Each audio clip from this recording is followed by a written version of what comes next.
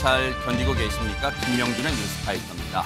세금 1억 8천만 원을 들여서 서울 여의도 한강공원에 설치했던 괴물 조형물이 흉측스럽다는 비판을 꾸준히 받다가 마침내 철거됐습니다. 물론 철거하는 데에도 세금 1,000만 원이 들었습니다. 다음에는 이런 조형물을 만드셨으면 좋겠습니다. 뭐냐고요? 밑 빠진 독에 혈세 붓기. 네. 그런데 또 하나의 괴물이 되는 걸까요? 아니면 대박이 되는 걸까요? 포항 영일만 석유시추 하나 뚫는데요. 무려 1,000억 원이 든다고 하니까요. 괴물 조형물을 반면교사 삼아서 또 신중했으면 좋겠습니다. 6월 5일 수요일 김명준의 뉴스파이터 잠시 뒤에 이 이야기들 해보도록 하겠습니다.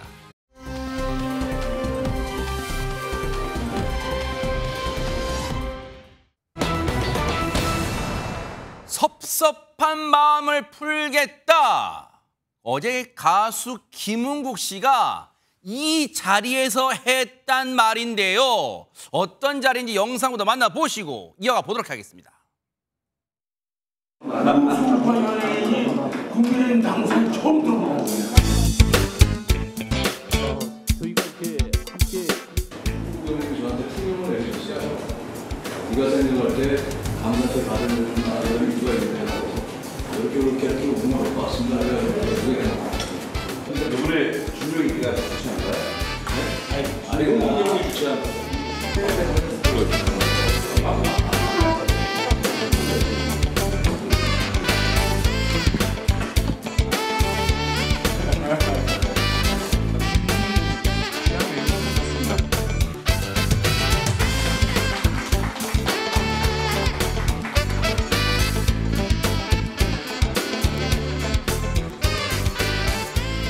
진지하게 모시고 고마운 마음을 전했어야 하는데 당의 여러 가지 형편상 오늘에서야 자리가 마련된 것을 송구스럽게 생각합니다.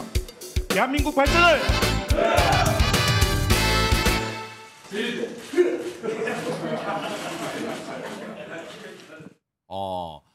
일단 저기에 보니까 우리 눈에 익은 상당히 눈에 익은 그런 분들이 많이 보이는데 하재근 평론가님 저 자리가 어떤 자리였어요? 어제 서울 여의도의 국민의힘 당사에서 저 간담회가 열린 건데 네. 바로 국민의힘 총선 지원 연예인 자원봉사단 간담회가 열린 겁니다. 이번 4.10 총선에 지원 유세를 했던 연예인들 김은국 씨를 비롯해서 네. 뭐 정동남 씨, 노현희 씨, 조영구, 박일남, 최준용 씨 등등등 이런 연예인들이 참석한 거예요. 네. 그 자리에 황우여 국민의힘 비상대책위원장이 참석해서 네. 인사를 이제 고맙다고 인사를 하면서 감사패를 전달했습니다. 저분들이 좀 시점은 지났습니다만 4월 10일 22대 국회의원 뽑는 그 총선 때 막 여러 가지 이제 뭐 노고를 한 분들이라는 거예요. 그런데 한참 지난 지금이야 불렀어요. 이렇게 늦게나마 자리를 마련하는 데는 혹시 이분의 어떤 힘이 좀 노력이 있었을까요? 영상 만나보시고 이어가 보도록 하겠습니다. 당신 목숨 걸고 했는데 고생했다. 우리 저기 밥이라도 한 끼 먹읍시다. 없잖아요 지금까지도. 제가 무슨 국힘 당원도 아니고 없잖아요. 아니 그러니까 제가 제 자리를 달래는 게 아니잖아요. 네네. 아무 타이틀도 없지만은 그 고맙고 감사한 표시는 해야지. 오늘부로 섭섭한 마음을 다 풀도록 하겠습니다.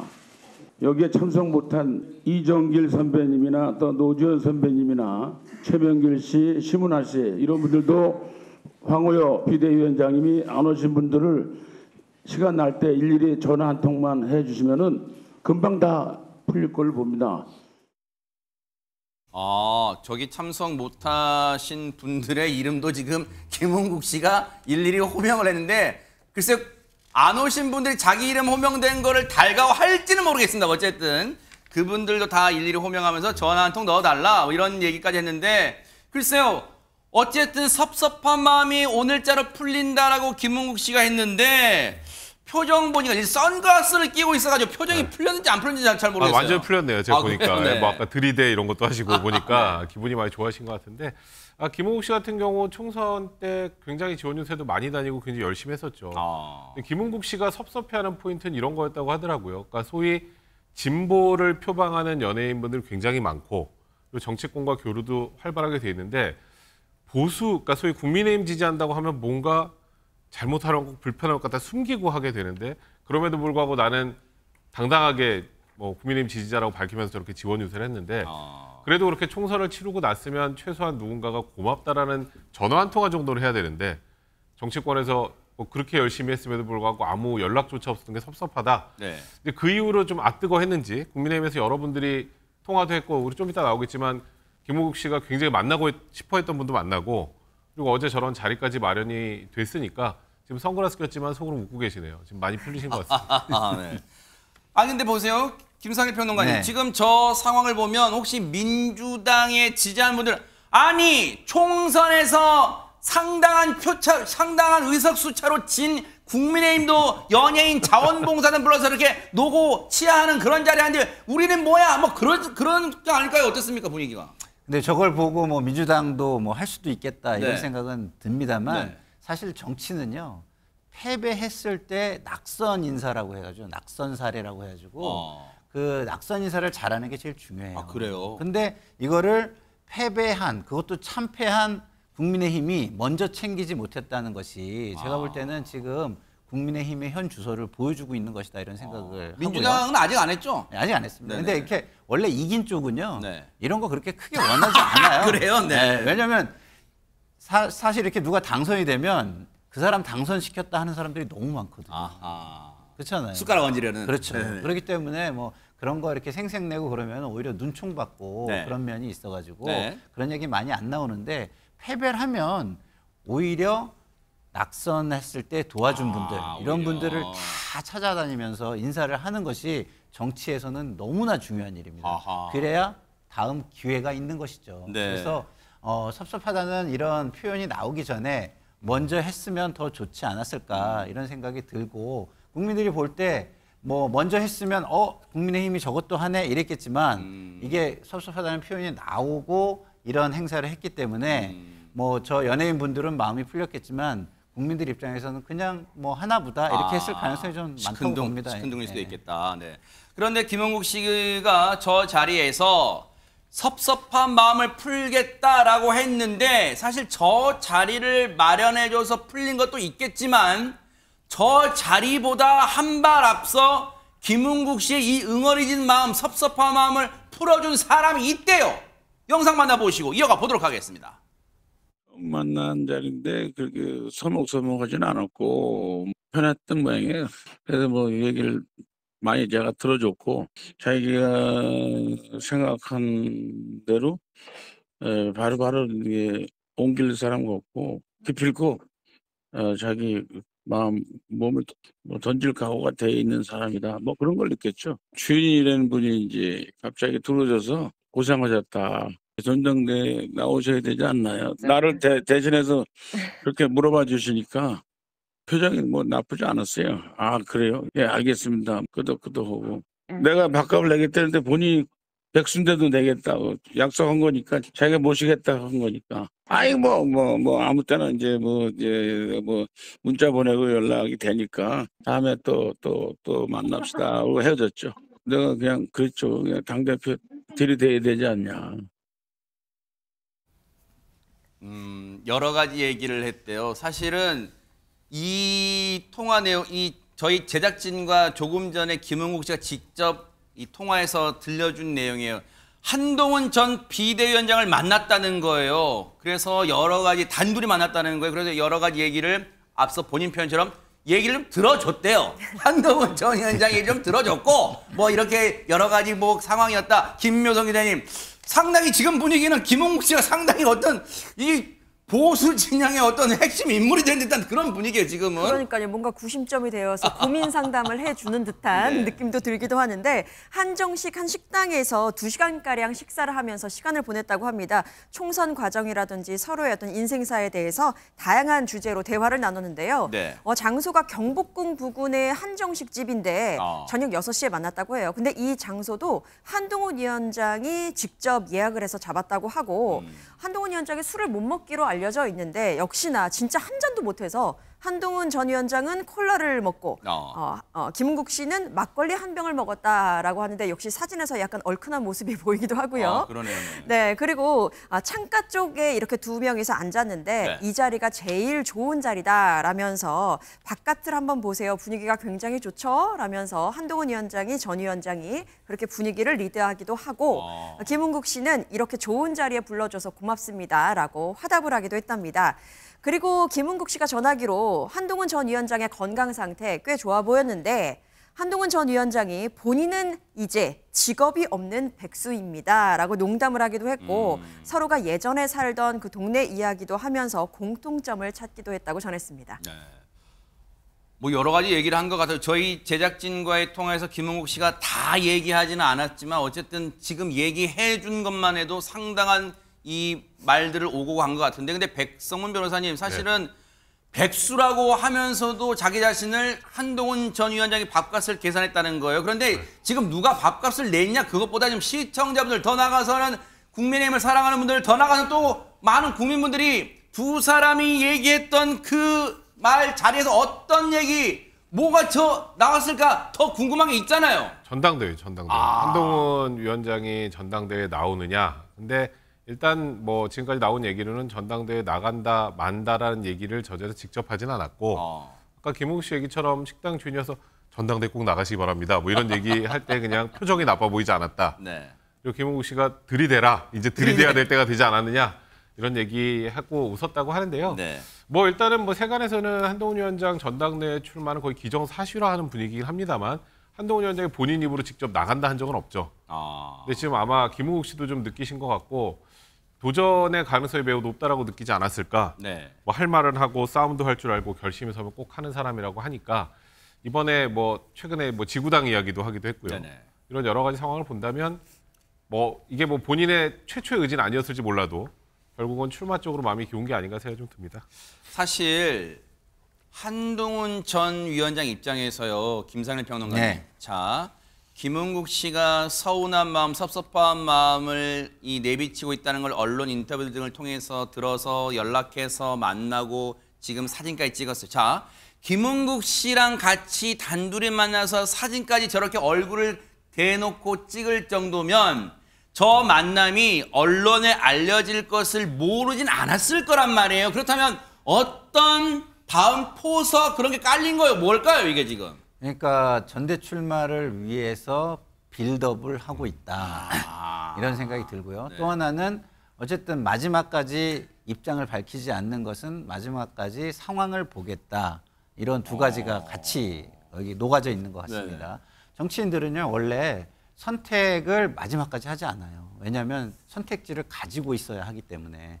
그래서 한동훈 비대위원장도 정치를 굉장히 좀 빨리 익히고 있는 모습으로 보이고요. 네. 굉장히 저는 뛰어난 정치인 중에 한 사람이 될 것으로 보입니다. 그렇지만 지금 나오는 것은 저 개인적으로는 시기상조라고 봐요. 왜냐하면 지난번 지선에 지고 이재명 민주당 당대표가 나오는 걸 엄청나게 국민의힘에서 많이 비난을 했잖아요. 패장이 이렇게 나오는 거는 말이 안 되는 것이다. 근데 본인이 나온다면 일종의 내로남불이 되는 거예요. 그래서 저는 한 번 정도는 쉬어가는 게 맞지 않는가. 그게 한동훈 비대위원장에게, 전 비대위원장에게 좋지 않은가 이런 생각이 들고요. 더더군다나 대통령의 임기가 3년이나 남아 있습니다.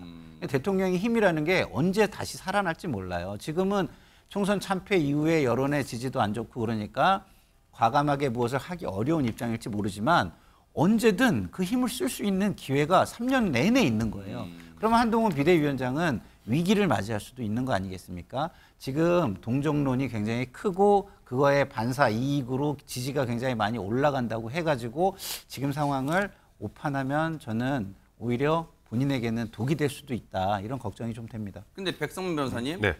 지금 김상일 평론가님의 말씀을 듣고 있자니 퍼뜩 기억나는 게 김종인 전 위원장도 한 1년 정도는 쉬는 게 시간을 갖는 게 낫다고 그런 얘기를 한 적이 있어요. 그렇다면 지금 분위기는 득보다는 독이 될 가능성이 있다는 게 지금 김상일 평론가 등 일부 의견도 있는데 백성문 변호사님 보실 때는 등판 가능성, 전대 등판 가능성 어떻습니까? 일단 저는 저번에도 말씀드렸지만 전대 등판 가능성 뭐 제가 100이라는 표현을 쓰기 좀 뭐해서 99%가 된다고 생각하는데 저도 일단 한동훈 위원장이 전당대에 나온다는 게 처음부터 아 이거 나와야 되라고 생각한 적은 없는데 사실 상황이 그렇게 만드는 것 같아요. 조금 전에 말씀하셨던 것처럼 일단은 총선 끝나고 모든 책임을 한동훈 위원장에 좀 몰아가는 분위기에다가 대통령과 한동훈 위원장의 관계가 그런 상황에서 한동훈 위원장이 아무것도 안 하고 가만히 있을 때 본인에게 생길 여러 가지 문제점들도 고려를 했을 것이고 그리고 제 개인적인 생각으로 아까 김상현 평론가도 한동훈 위원장이 정치를 굉장히 빨리 배우는 것 같다고 말씀을 하셨잖아요.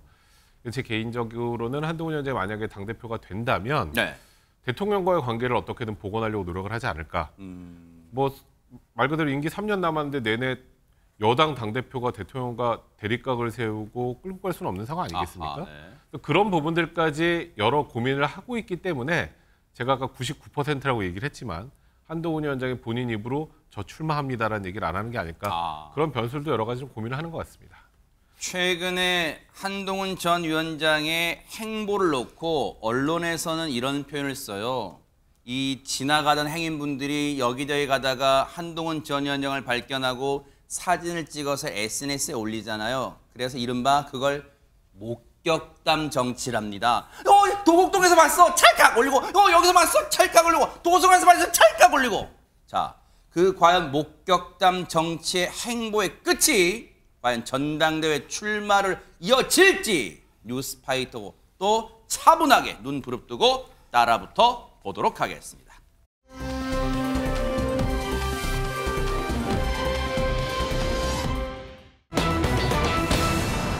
대왕고래에 쏟아지는 의구심? 아니 하재근 평론가님 대왕고래라는 게 대체 뭐예요? 네, 드디어 이제 산육국의 꿈을 담아서 그 대왕고래 지역부터 올해 말부터 시추를 한다는 건데 바로 그 동해 영일만 인근에 그 석유와 천연가스가 매장돼 있을 수도 있다라는 얘기가 나온 거잖아요. 네네. 140억 배럴. 네. 그 지역을 총 7개 지역으로 나눈 거예요. 근데 7개 지역의 이름이 다 물고기 이름인 겁니다. 대왕고래 지역, 오징어 지역, 명태 지역, 홍게, 방어 이렇게 쫙 이름이 붙었거든요. 근데 그 7개 지역 중에서 8광구하고 6-1광구 북부에 걸친 저 지역이 정확한 위치는 지금 보안 사항인데 저 대왕고래 지역이 가장 석유가 많이 묻혀 있을 가능성이 제기되고 있다고 합니다. 저 두 지역을 대왕고래 지역이라고 한다고요? 그렇습니다. 그래서 저 대왕고래 지역부터 올해 말에 시추에 들어간다고 하는 건데 저기가 석유공사가 외국의 뭐 세계적인 심해 탐사 기술 평가 기업이라고 하는 액트지오라는 회사에 의뢰해서 저기에 석유 뭐 천연가스가 묻혀 있을 가능성이 유망하다라는 평가를 받아서 시추에 들어가는 건데 시추 성공률은 20%라고 합니다. 사실 언론조차도 액트지오라는 기업에 대해서 생경한 이름일 테고 더더욱 시청자분들과 국민분들한테 더더욱 생경한 이름일 수 있는데 과연 어떤 회사인지 벌써 야당은 의문을 제기하고 나섰습니다. 얘기 한번 들어보시고 이어가 보도록 하겠습니다. 액트지우사의 본사 주소지는 가정집이고 연평균 매출은 27,700달러, 한화로 약 3,800만 원 정도의 구멍가게 수준이고 윤 대통령이 말한 세계치고의 수준의 기업치고는 외양상 초라합니다. 들으신 것처럼 민주당이 이른바 첩보, 무슨 정보를 얻었는지는 모르겠지만 지금 가정집이라는 거예요. 지금 액트지오 본사 주소가 가정집, 거기다 매출 초라하답니다. 이거 어떻게 된 걸까요, 김명선 기자님? 네, 말씀하셨던 것처럼 사실 대형 프로젝트를 이끌어야 할 회사, 그러니까 액트지오의 본사 주소지가 가정집으로 이렇게 보이는 곳에 위치한 것이 확인이 되면서 많은 분들의 의구심도 갖고 또 불안해하는 것이 사실인데요. 이건가 봐. 이 건물인가 봐요, 지금? 네, 그렇습니다. 그래서 온라인 커뮤니티 등에는요, 지금 텍사스주 휴스턴에 위치한 지금 이 사진의 이곳, 액트지오 본사를 내가 직접 가봤다라는 방문기를 게재하면서 이렇게 사진도 올리고 있습니다. 보시면서 많은 분들이 뭐 느낌이 쎄하다. 그리고 집 앞에 임대라는 입간판이 있다는 거예요. 이렇게 목격담이 전해지면서 네. 또 부동산 중개 사이트에는 이 주소 본사에 해당하는 건물이 일반 가정집처럼 생기면서 일부 누리꾼들은 페이퍼 컴퍼니 아니냐라는 의심도 지금 제기하고 있는 상황이고요. 네. 하지만 정부 관계자는 또 이렇게 설명을 하는 부분이 있습니다. 아브레우 박사, 지금 우리나라에 왔는데 아브레우 박사는 자원물리 탐사 해석의 권위자다라면서 대형 정유사인 엑손모빌에서 고위급 기술자로 아주 오랫동안 일했던 인물이다라고 설명을 하고 있는 상황입니다. 지금 저 건물 보세요. 건물이라기보다는 집이라고 표현하는 게 더 적확할 것 같아요. 저 집을 보면 우리가 흔히 미국 드라마 미드에서 보는 그런 집이잖아요. 평화롭게 아이들이 자전거를 타다가 아무 잔디밭 하나 뚝 던져놓고 엄마 밥 줘 하고 들어가는 그런 가정집, 그런 미국의 여느 가정집 같은 비슷한 집인데, 일단 저기가 주소지를 검색해봤더니 액트지오의 본사 주소로 나온다는 거예요.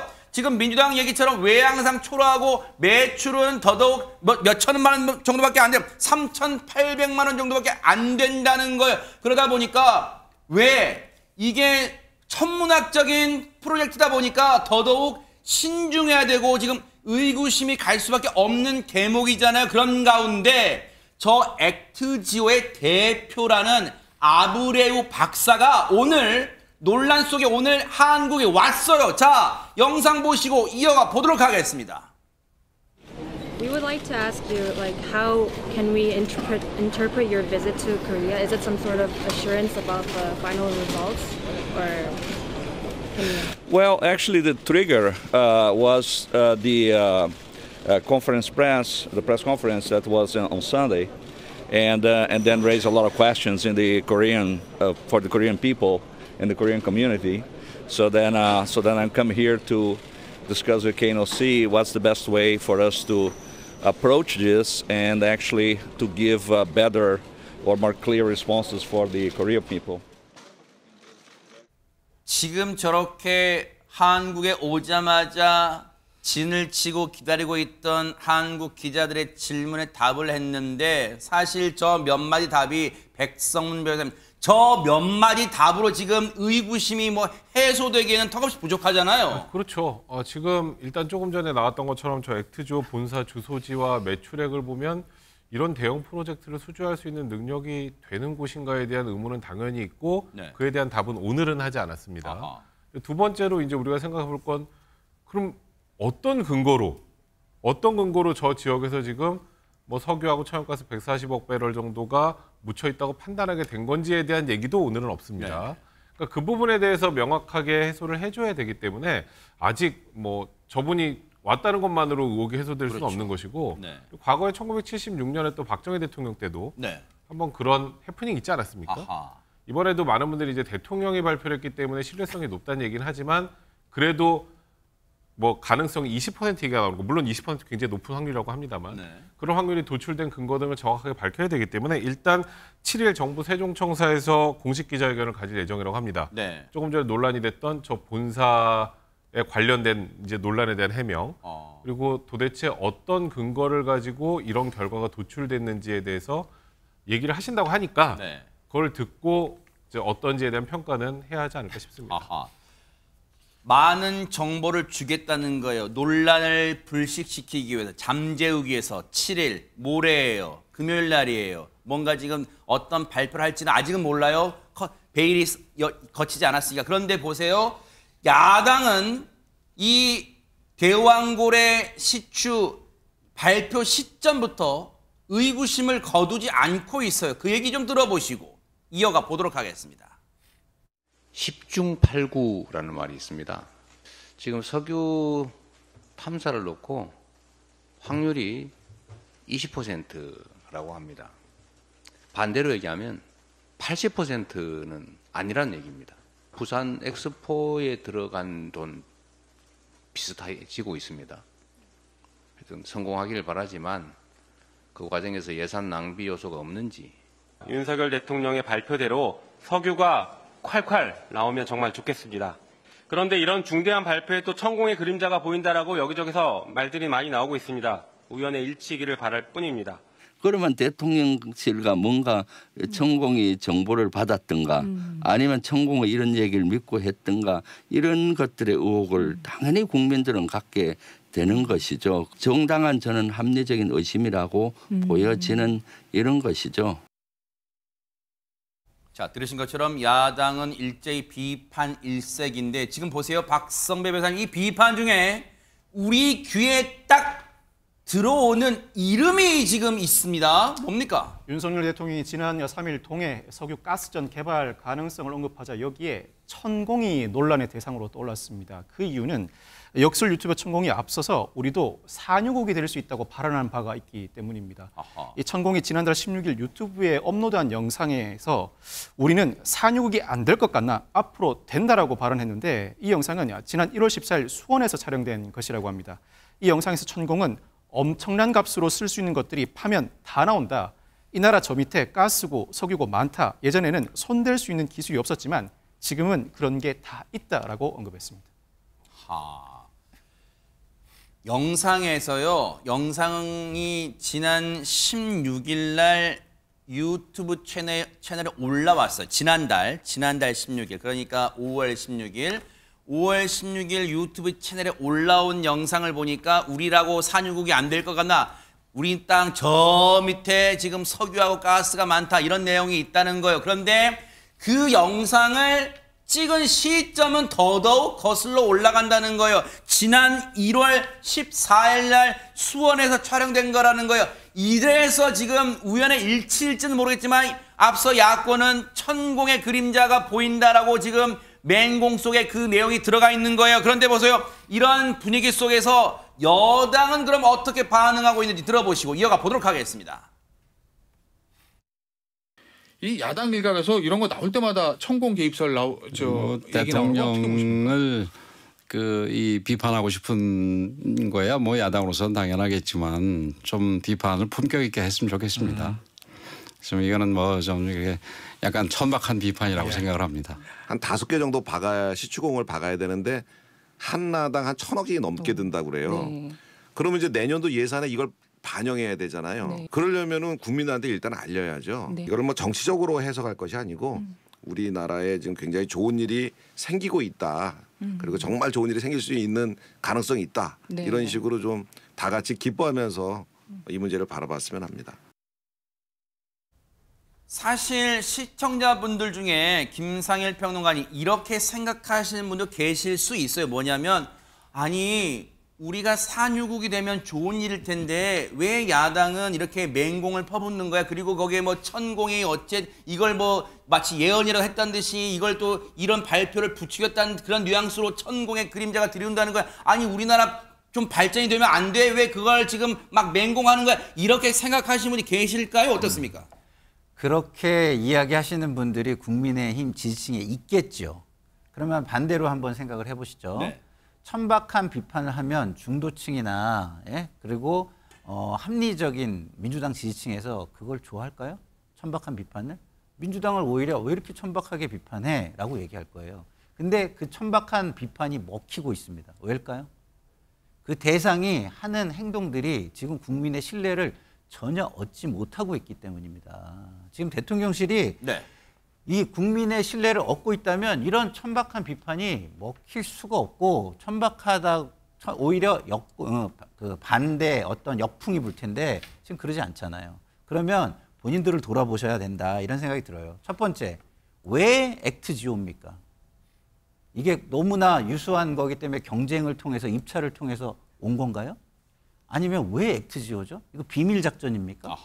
비밀 작전으로 액토지오만 해가지고 한 건가요? 근데 그 천공이 네다섯 달 전에 이것을 알듯이 어떻게 이렇게 얘기를 했죠?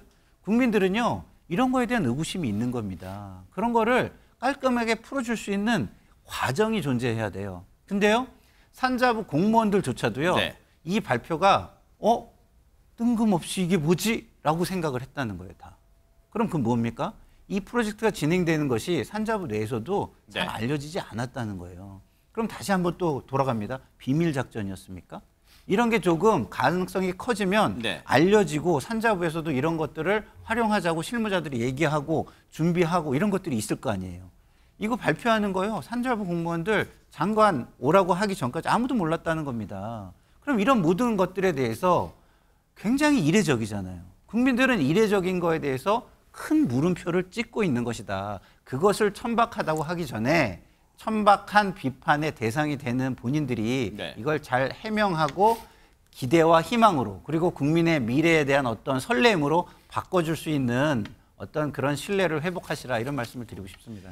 백성문 변호사님, 지적하시는 분들 중에 그런 지적도 있을 수 있을 것 같아요.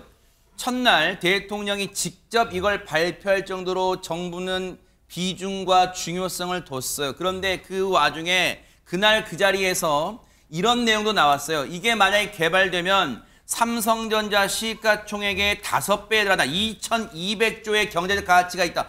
마치 지금 석유가 콸콸콸 터져 나온 듯한 착각을 불러일으킨다고 지적하는 분들도 많으실 것 같습니다. 사실 월요일 날 대통령께서 저렇게 국민들에게 알릴 때 제가 그때 방송을 하고 있다가 다른 방송을 준비하다 저도 저걸 얼결에 같이 보고 평을 했었는데 그때 당시에는 거의 확정이구나라고 느꼈어요. 저도 그냥 그 기자회견만 보고는. 그리고 이제 그 뒤에 이제 뉴스를 보니까 한 20% 정도 성공 가능성이 있다. 근데 이제 제가 확인을 해보니까 보통 5%가 넘으면 확률이 높은 것이고 15%가 넘으면 아주 높은 것이라고 하는 기사를 제가 봤는데 그걸 기준으로 하면 20%면 굉장히 성공 가능성이 높은 것이겠죠.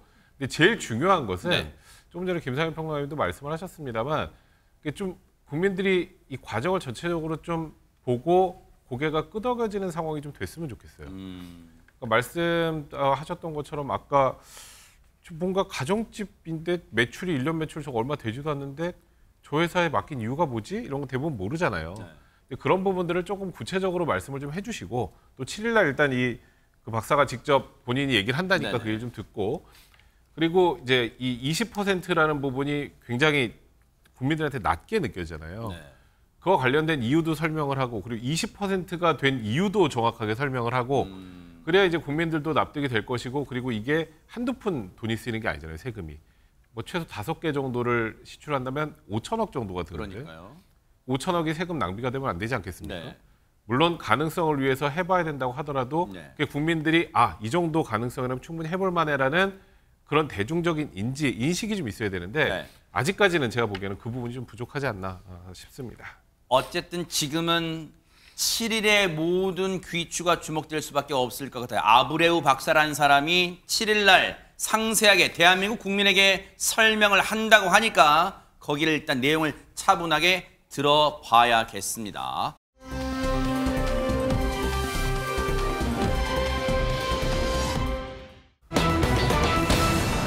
자, 분위기 바꿔볼게요. 신상이 공개됐다는 건 하재근 평론가님 일단 미루어 짐작하는데 큰 잘못을 저질렀다 뭐 이런 거 아니에요 지금? 그렇습니다. 이번에 성명 박학선 나이 65세 이 사람의 신상이 공개가 된 건데 이 사람이 누구냐면 바로 지난달 30일에 있었던 서울 강남의 오피스텔 모녀 살해 사건의 피의자입니다. 어머나. 그러니까 아직 유죄가 확정된 건 아니고 피의자인데 저 사람이에요 지금? 그렇습니다. 요번에 신상과 머그샷이 공개가 된 겁니다. 그 강남 오피스텔 모녀 살해 사건이 뭐냐면 지난달 30일에 강남구 선능역 인근의 한 오피스텔에서 60대 여성하고 그 딸인 30대 여성을 동시에 흉기로 살해한 그런 사건인데 그 사건의 피의자입니다. 세상에 듣기만 해도 경악스러워요. 너무 잔혹해요. 모녀를 같은 날 지금 같은 장소에서 무참히 살해했다는 그런 나쁜 인간, 악마 같은 인간의 저 모습이라는 거 아니에요 지금 김묘성 기자님? 네, 그렇습니다. 박학선은 숨진 60대 여성과 교제하던 사이로 알려졌습니다. 피해 여성은 박학선에게 그만 만나자라는 뜻을 전하기 위해서 자신의 사무실에서 딸과 함께 만남을 가졌다가 이렇게 변을 당하게 된 겁니다. 세상에. 박학선은요, 범행 뒤에 심지어 달아났다가 무려 13시간 만에 서울 서초구에서 체포가 됐습니다. 그리고 어제 그 박학선에 대한 범행의 잔인성 그리고 피해의 중대성이 인정이 됐고 또 범행의 증거 또한 충분하기 때문에 이 범죄 발생으로 인한 국민 불안을 줄이고 그리고 유사 범행에 대한 예방 효과를 줄 수 있다는 판단하에 그러니까 공공의 이익이 있다고 판단이 됐기 때문에 이렇게 신상이 공개가 된 것입니다. 여러분 같이 한번 보세요. 저 인간이 저 악마 같은 인간이에요. 박학선 65세랍니다. 65세 박학선 인간 저게 인간입니까? 사람을 둘씩이나 같은 자리에서 무참히 살해해요. 그런데 보세요. 이 인간이요. 아직도 반성을 안 하고 있어요. 구속 전 피해자 신문 영장실질심사 때 어떤 말을 했는지 보시고 이어가 보도록 하겠습니다.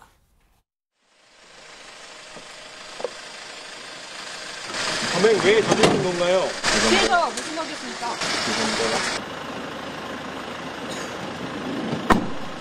헤어지자는 말에 화가 나서 범행 저지른 거 맞으십니까? 신랑한테 전화하는 바람에 불러갖고 범행이 이루어진 거예요. 여러분 들으셨어요? 김상일 평론가님 이 인간이 지금 자기가 무참히 죽인 그 피해자 탓을 하고 있어요. 범행 동기로 지금. 그러니까 죄는 미워해도 사람은 미워하지 말라는 말이 있는데 저는 그 말을 믿으면서 살고 싶거든요.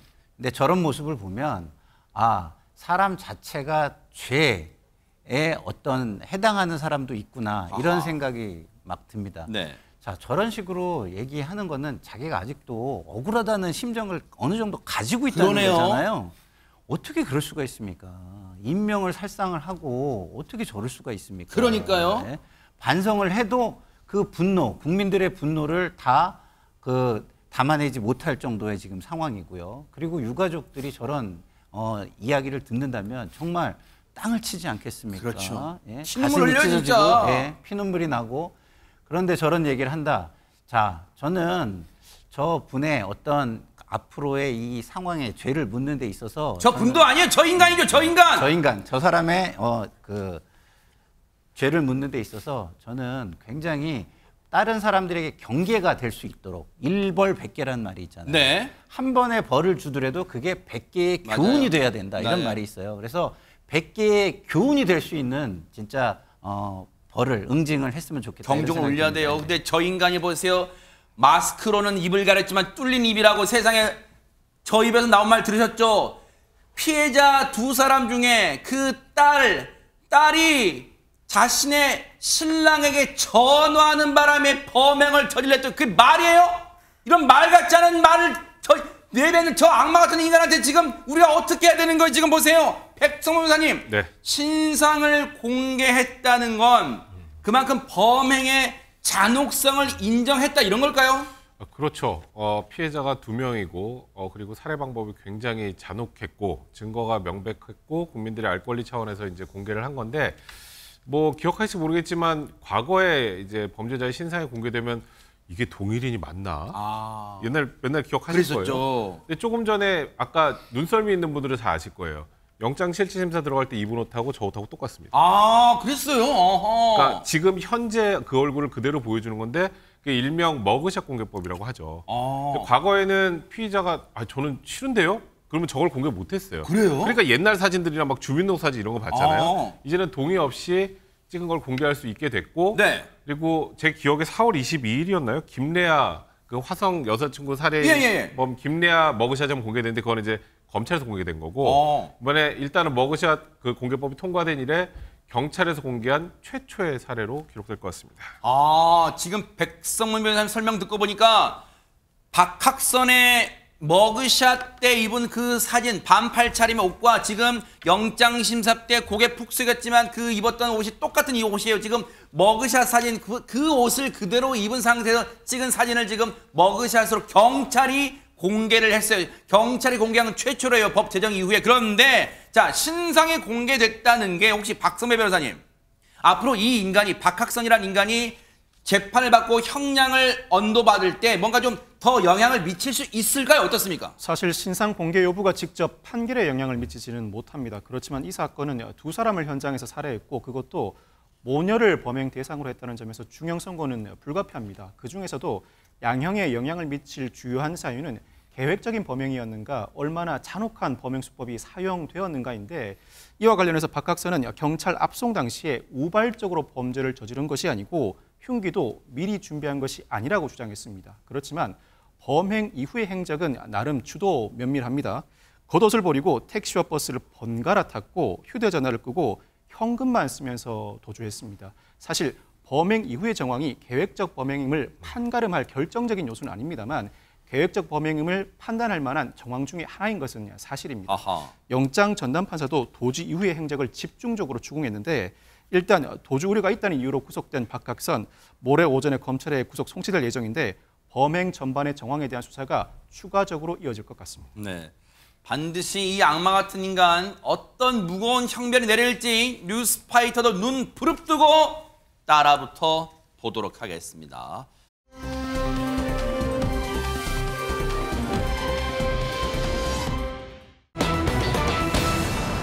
자, 제목 보세요. 케밥이 눈에 띄어요. 케밥. 많은 분들이 어디 놀러 가서 맛있게 사 드시는 그런 음식 중에 하나인데 케밥 사장님이 공포에 떨었다는 게 일단 언뜻 이해는 안 돼요. 왜 그런 걸까요? 무슨 일이 있었던 거예요? 김묘성 기자님. 네, 지난 1일 오전 11시 10분쯤 서울 시내에서 말씀하셨던 것처럼 케밥 가게를 연 튀르키예인 사장님이 정말 공포에 떠는 일이 발생을 했습니다.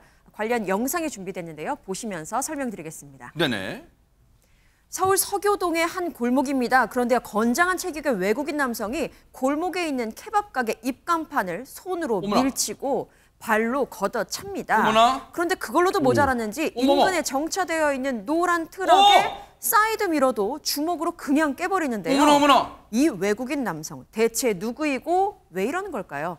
어머나 세상에. 아니 하재근 평론가님 저런 무시무시한 짓을 저지른 저 인간 대체 뭐하는 인간일까요 세상에. 완전히 지금 난동을 부리고 있는데 지금 그 트럭의 사이드 미러까지 자기 손으로 이렇게 깼거든요. 세상에네. 저러면 자기 손도 다칠 수가 있는데 저런 행동을 과연 이 제정신으로 할 수가 있겠는가라는 생각이 드는데 저 남성은 20대 외국인 남성입니다. 저렇게 난동을 부렸는데 알고 보니까 바로 술에 취해서 난동을 부렸다고 하고 그 경찰에 신고한 사실을 알고는 황급히 달아났다고 합니다. 아니 진짜 술만 먹으면 정말 제정신이 아닌 인간들이 왜 이렇게 많은 거예요. 그런데 보세요. 저 케밥집 사장님은 저 난동을 보고 얼마나 놀라셨을까요? 관련 얘기 들어보시고 이어가 보도록 하겠습니다. 가지고 처음에 영업이 와가지고 우리 예를 있잖아요. 막 부셔주고 우리가 뭐 하지 말라고 그래도 근데 그분이 계속 우리한테 막 화나가지고 트럭 차 서 있는데 거기서 이제 주먹으로 부셔주고 그다음에 이제 차 유리도 부셔주고 무서워가지고 심장 딸리고 그거 때문에 되게 겁이 났었어요. 세상에 당시에 얼마나 진짜 잔뜩 긴장하시고 공포에 질리셨으면 지금 저희 기자와 인터뷰를 하는 도중에도 인터뷰 때 막 목소리가 가늘게 떨리는 게 막 느껴질 정도로 지금도 그 공포감이 있는 것 같아요. 그런데 보세요. 저 무자비한, 저 무지막지한 인간은 잡혔을까요? 박성배 변호사님. 이 케밥 사장님의 신고를 받고 현장에 출동한 경찰 범행 20분 만에 이 현장에서 100m 떨어진 지점에서 이 외국인 남성을 체포했습니다. 재물손괴 혐의로 현행범 체포했는데 신상을 확인해 봤더니 이 외국인 남성은 주한미군 소속 병사였습니다. 뭐라고요? 이 피의자 소속 부대는 난동부린 병사 한국 경찰에 구금됐다가 미국 군사경찰에 인계됐고 한국 경찰 수사에 적극적으로 협조하겠다고 밝히고 있습니다.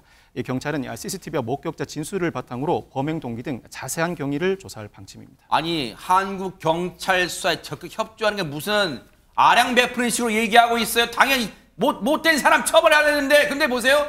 박성배 변호사님 주한미군이면 또 뭐 치외복권 뭐 드는 그런 걸로 처벌 못하고 그런 거 아니에요? 그렇지 않습니다. 현행 소파에 따르면 주한미군이라 하더라도 공무 집행 중 범행이거나 미군에 대한 범행이 아닌 이상 우리나라가 수사와 재판권을 행사할 수 있습니다. 다만 미군 대표부 입회하에 수사와 재판이 진행되는데 앞으로도 수사와 재판이 진행될 당시 이 미국이 이 병사의 신병을 확보한 상태에서 관련 절차가 진행되게 됩니다. 징역형을 선고하면 우리나라가 구금할 가능성도 남아 있습니다. 대한민국 땅을 놀이터쯤으로 생각하는 저 못된 인간은요. 반드시 무거운 처벌 받기를 지켜보도록 하겠습니다.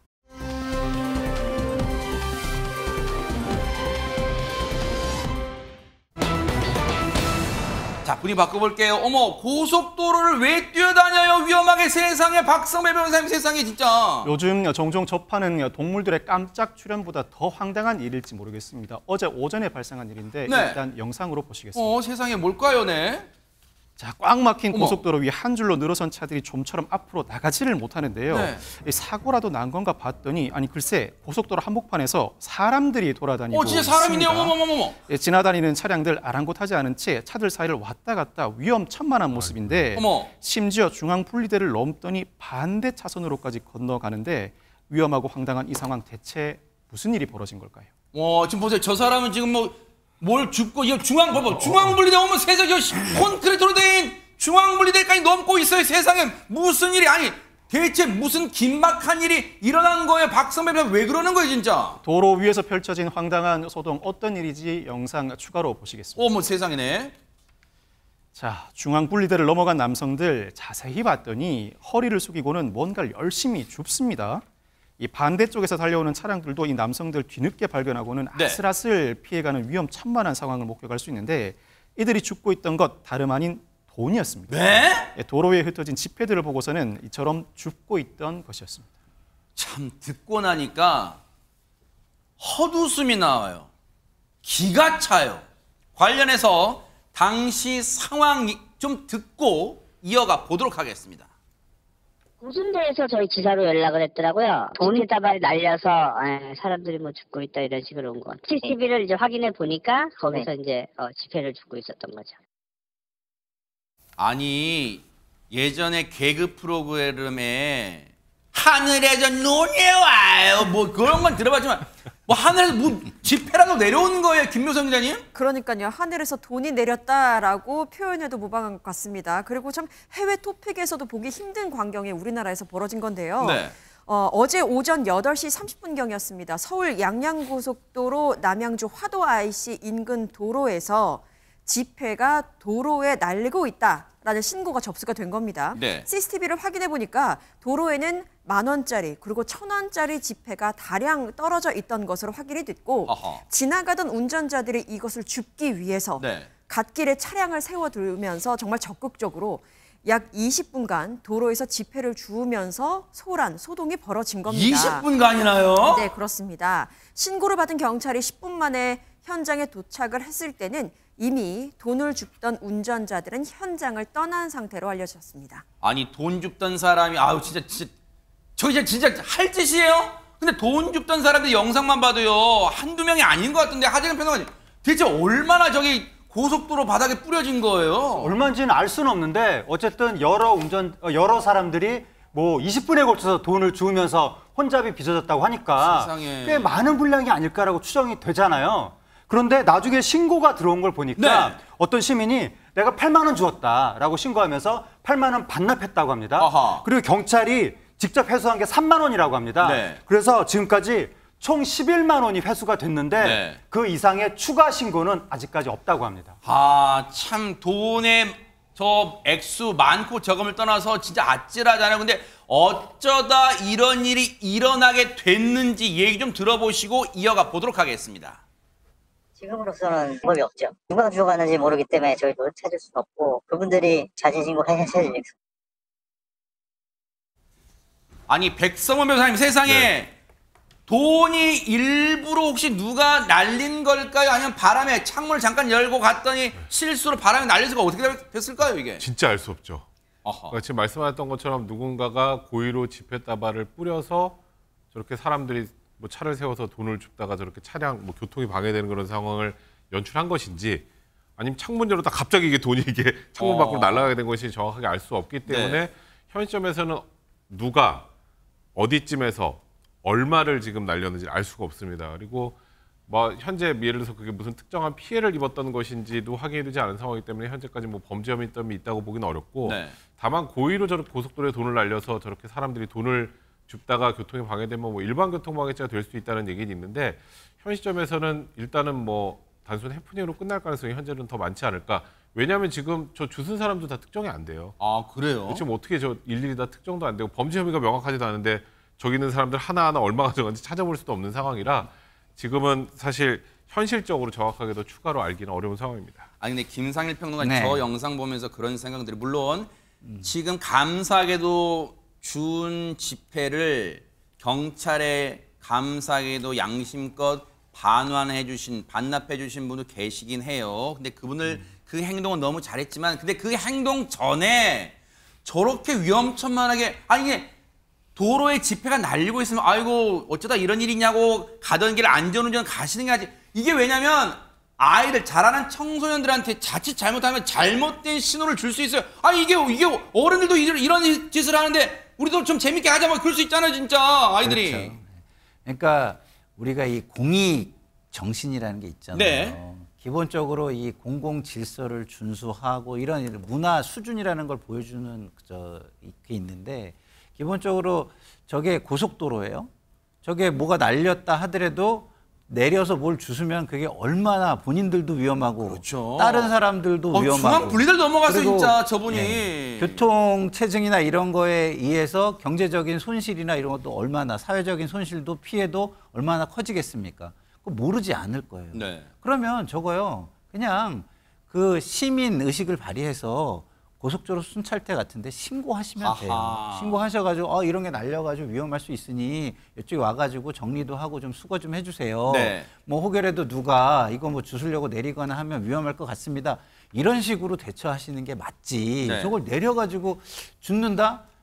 저 얼마나 위험천만한 일입니까? 네. 그리고 그것을 또 반납했다. 왜 반납한 거는 뭐 잘하셨다고 저는 뭐 이렇게 말씀하셨는데 저는 반납한 것은 잘했다 이렇게 칭찬해 드리기도 저는 어려울 것 같아요. 왜냐하면 그 전에 하신 행동이 너무 위험천만하고 굉장히 뭐랄까 질서에 위배되고 어떤 공공 질서에 위배되고 맞아요. 그런 일이기 때문에 네. 앞으로는 절대 하시지 마시라는 말씀과 저런 일이 있으면 그냥 제가 볼 때는 신고를 하셔가지고 네. 처리를 하시는 게 제일 좋습니다. 그리고 저게 만약에 고의로 돈을 뿌리신 분이 있다면 네.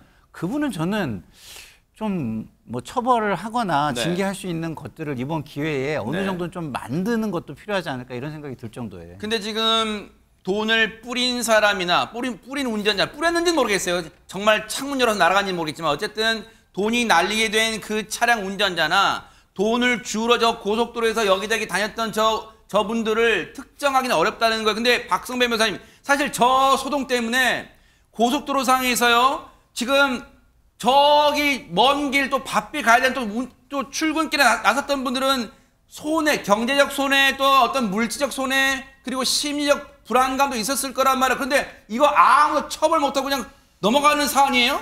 돈 준 사람들을 처벌할 수 있는가? 일단 교통방해죄를 생각해 볼 수는 있는데 교통방해 의도가 명백한지가 불분명하고 현실에서 이 정도 사안으로 굳이 경찰이 교통방해죄로 입건을 하지 않습니다. 다음으로 점유이탈물 횡령죄를 생각해 볼 수 있는데 이 소유자가 돈 소유권을 포기했을 수도 있고 나중에라도 소유자가 나타나서 돈을 돌려달라고 했음에도 불구하고 돈을 돌려주지 않는다면 모를까 현 시점에서 재산 범죄를 논하기도 어렵습니다. 다만 굳이 따지자면 도로 위에 보행자가 무단 보행한 사안이므로 범칙금 부과 처분은 가능합니다.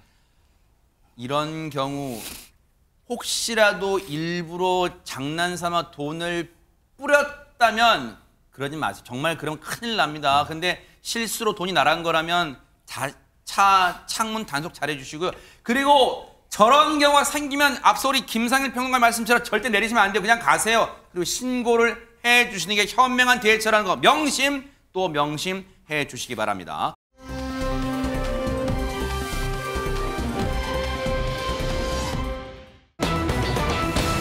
어머 한강에 괴물이 언제 나타났다는 또 언제 사라진다는 거에 대해서 하재근 평론가 맨날 뉴스 보고 있는데 몰랐는데요? 서울 여의도 한강공원에 괴물 조형물이 있었거든요. 그 봉준호 감독의 천만 영화 괴물 있잖아요. 네. 그 영화에 나오는 괴물을 그대로 이제 조형물로 만든 어머나, 거예요. 어머나. 저게 한 10년쯤 전에 설치가 됐는데 어머나, 깜짝이야. 어제 철거가 된 겁니다. 어머. 저게 어떻게 된 거냐면 2014년에 박원순 시장이 당시 전 서울시장이 네. 지시를 한 거예요. 스토리텔링에 입각해서 좀 한강에 서울 그 관광 자원을 만들자라고 지시를 해서 만들었는데 그걸 강구한 거죠. 관광 자원을 만들려면 보기 좋은 거, 봐서 기분 좋은 거 그런 걸 만들어야 되는데 저런 걸 만들어 놓으니 그러니까 만약에 무서운 걸 만들었으면 거기까지 괜찮거든요. 네. 혐오스럽잖아요.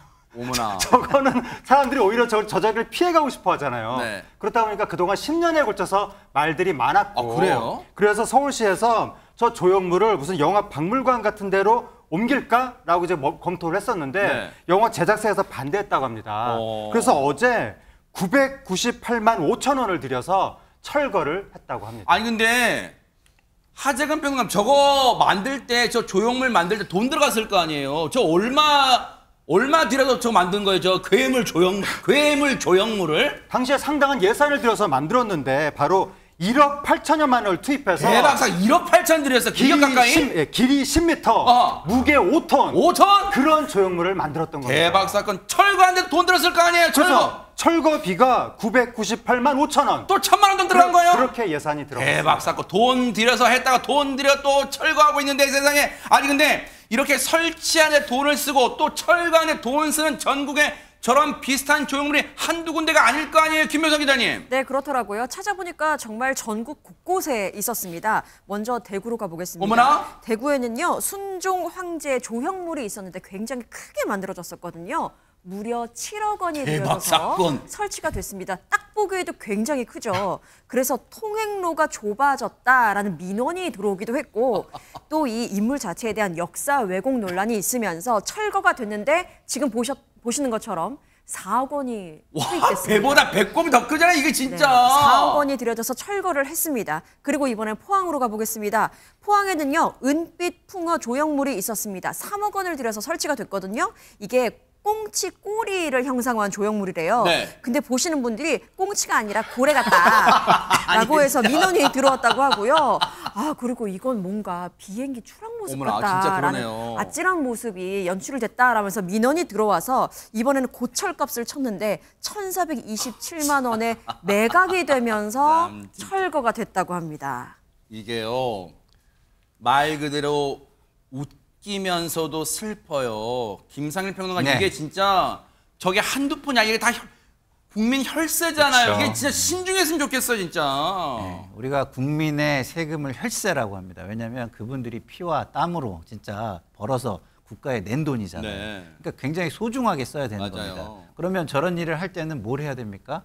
효과가 분명한지를 제대로 그러네요. 스터디를 해야죠. 어허. 그래서 목표 달성을 할 수 있느냐는 효과성을 정확히 따져야 되는 것이고요. 네. 자기 돈이라면 저렇게 썼겠습니까? 그러니까 신중하게 썼겠죠. 신중하고 최선을 다해서 써야죠. 네. 그래서 공청회 같은 것도 하고 아하. 그래서 이게 지역 주민들이 공감을 할 수 있는 것인가. 네. 공감할 수 있다면 그거에 대한 애정이 있기 때문에 그것을 같이 가꾸기도 하고 같이 홍보하기도 맞아요. 하고 네. 참여를 하지 않겠습니까? 그래서 공청회 같은 것도 해야 되고요. 그리고 만약에 실패가 됐다고 하더라도 실패를 했으면 평가를 하고 결과를 남겨야 돼요. 아하. 그래서 평가를 하고 결과를 남기고 결산을 해서 그거를 남겨서 딴 데 공유를 해줘야 다른 곳에서는 같은 실수를 반복하는 그렇죠. 것을 줄일 수 있지 않겠습니까? 그런 것들을 꼭 해야 되는데 지금은 그러지 않고 한 사람의 아이디어로 약간 한 사람의 개인적 우월주의에 네. 의해서 저런 것들이 설치됐다가 뒤늦게 잘못됐다는 걸 깨닫고 저렇게 돈을 들여서 또 철거하는 상황들이 반복되고 있다는 점이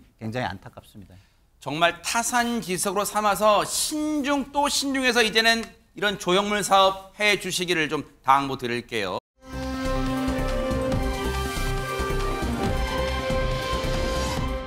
자, 이 시간에도 세계는 바삐 돌아가고 있는데 첫 번째 가볼 나라는 어딜까요? 김묘성 기자님. 네, 미국으로 한번 가보겠습니다. 무면허로 기소가 돼서 재판을 받은 피고인이 재판 중에도 또 무면허 운전을 하는 상황이 벌어졌습니다. 무슨 뜻인지 잘 모르실 수도 있을 것 같은데 굉장히 황당한 재판 상황이거든요. 이게 가능해요? 네, 영상으로 함께 확인해 보시죠. For Mr. Harris, who should be present via Zoom. Mr. Harris, Hello? are you driving? Actually, I'm pulling into my doctor's office, actually. So just give me 1 second. I'm parking right now. This is a driver while license suspended, That is correct, Your Honor. and he was just driving. He doesn't have a license.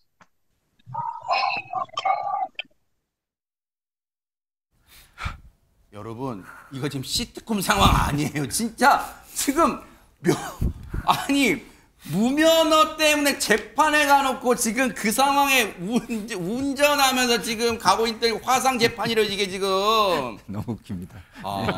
기본적으로 이제 비판을 해야 되잖아요. 오죽하면 판사님이 펜을 던져버렸어요. 네. 사실 이렇게 잘못했으면 그거를 뉘우치고 앞으로 안 하고 좀 이렇게 자신의 어떤 잘못을 바꾸려고 그렇죠. 해야 되잖아요. 개선의 노력을 하지도 않는 걸 비판을 해야 되는데 너무 웃겨가지고 비판이 잘 안 나오는 네. 게 저 판사하고 통화를 하는데 네. 자기가 그러니까요. 그 죄가 무면허 운전인데 네. 그 운전을 하면서 지금 재판에 임하잖아요. 네. 너무 어이가 없었을 저 것입니다. 사람도 나중에 자기 잘못을 깨달은지 못 하는 모습이 웃어서는 안 돼요. 저건 반드시 또 가중처벌 받기를 좀 그렇죠. 지켜보도록 하겠습니다.